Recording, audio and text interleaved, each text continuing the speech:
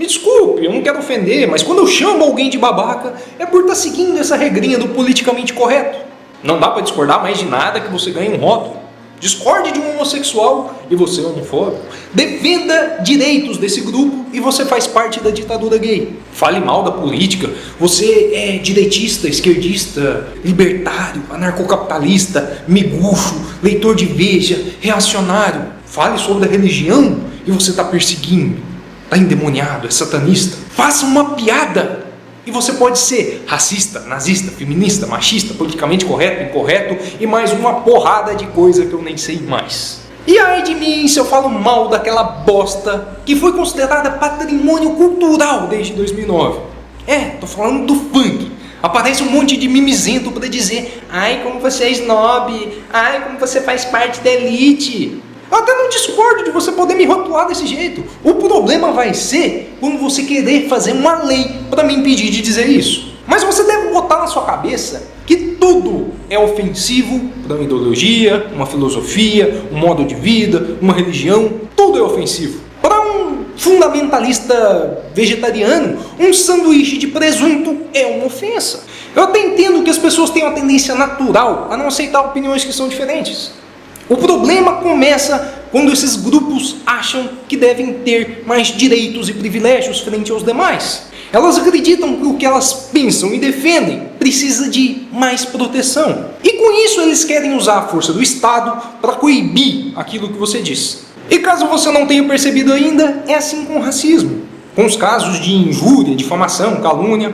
Vai ser assim caso o projeto que pretende criminalizar a homofobia passe no Congresso. O que esses grupos não percebem é que quanto mais proteções eles acreditam que ganham, mais eles contribuem para a sua própria discriminação. E eu quero ter a honra de explicar o porquê disso.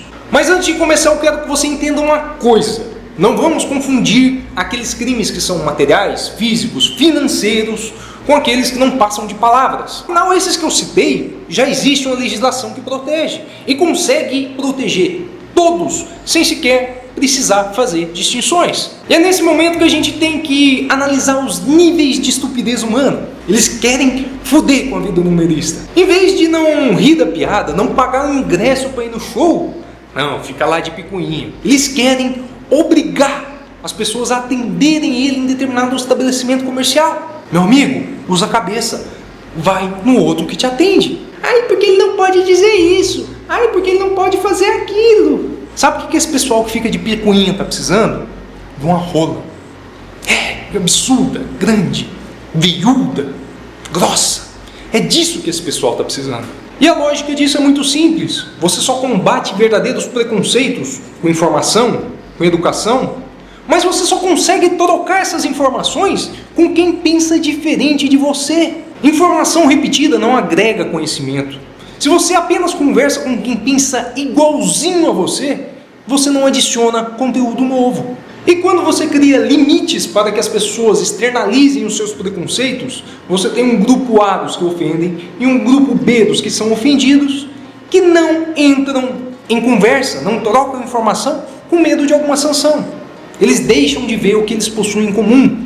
Eles deixam de ter os verdadeiros debates dentro da sociedade que realmente poderia agregar algum ponto positivo para um lado quanto para o outro. E se você quer mais exemplos, eu posso dizer para você que as leis segregacionistas dos Estados Unidos mantiveram o preconceito por anos. Assim como as medidas como cotas e outras medidas afirmativas se demonstraram ineficientes, além de fomentar mais ainda os preconceitos. Eu vou dizer uma coisa que pode te chocar, mas você deve agradecer quando Silas Malafaia, Edir Macedo, Marcos Feliciano, Jair Bolsonaro aparecem na TV e se mostram pra gente, fazem aquele tipo de discurso realmente motivacional.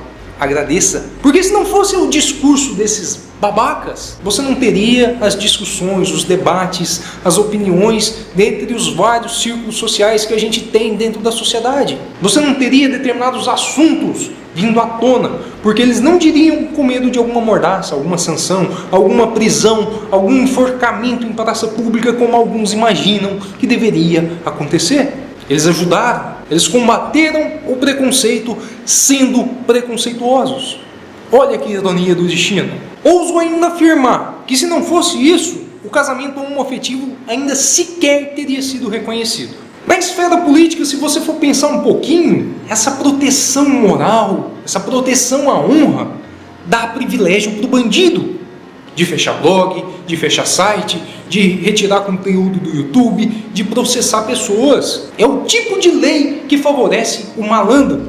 Na esfera religiosa, jamais teríamos força para falar, comentar em relação aos abusos da religião se a gente ainda corresse o risco de ser preso, morto, torturado, mandado para fogo ou alguma fogueira. Livros foram proibidos, descobertas foram destruídas, governos mentiram para o povo, enquanto o povo não tinha direito a dizer nada. Não são os discursos que promovem a violência, porque por mais que você proíba qualquer tipo de discurso, os índices de criminalidade daquela determinada modalidade não se reduzem. Mas alguns podem dizer, mas existem a incitação ao ódio. Se você for pensar dessa maneira, que discursos promovem a violência, você deve banir jogos violentos, filmes, seriados e mais alguma dezena de livros, porque eles podem conter alguma mensagem que possa incitar as pessoas a fazerem alguma coisa. E como já foi demonstrado em alguns estudos, isso não tem relação alguma. Então eu lhe digo, devemos proibir aquele discurso que tem palavras e expressões claramente racistas? Não. Devemos proibir aquele discurso que faz alguma apologia a algo que possa ser ofensivo? Não. Porque é justamente nesse momento que alguém está fazendo esse tipo de discurso que você pode chegar naquela pessoa e dizer, meu amigo, sei lá, mas eu acho que você está errado por isso e por aquilo. Você já parou para pensar por essa maneira? Fazendo com que a pessoa possa vir a mudar de opinião. Tem uma frase que deve ficar gravada dentro da sua cabeça. O silêncio é incapaz de convencer o agressor do contrário. E ainda lhe favorece com um fator surpresa. Seguindo ainda a mesma lógica de raciocínio, é que quando o governo proíbe aulas obrigatórias de educação sexual, que você tem jovens a partir dos 12 anos se transformando em pais e mães, porque você omite alguma informação que poderia ser importante. Você tira aquilo lá do círculo social daquela criança porque você está restringindo a liberdade de expressão. Será que isso realmente tem algum ponto positivo? Será que restringir essa liberdade realmente causa mais pontos positivos do que negativos? Você pode ver pela quantidade de exemplos que eu te citei. Eu poderia citar horas e horas de muito mais exemplos.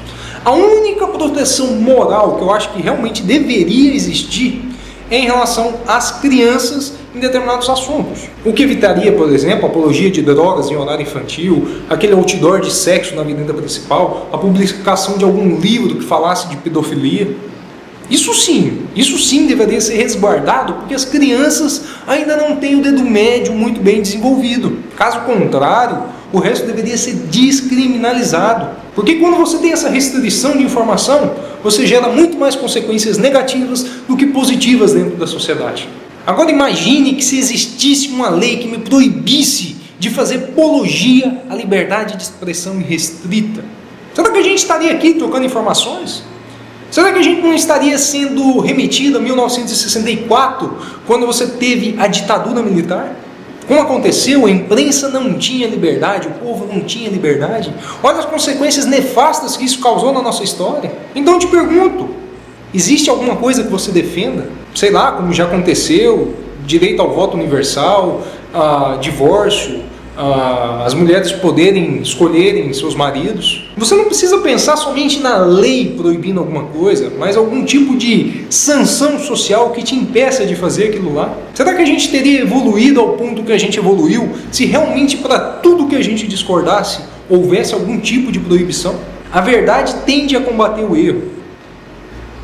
Pense nisso. E é isso aí, galera, eu agradeço se você me assistiu até aqui, se você me acompanhou até aqui. Se gostou do vídeo, aperta no botãozinho de gostei. E acredite, por mais que você não tenha mudado de opinião, o que vale é a gente estar podendo trocar essa informação e quem sabe fazer você pensar um pouquinho a respeito.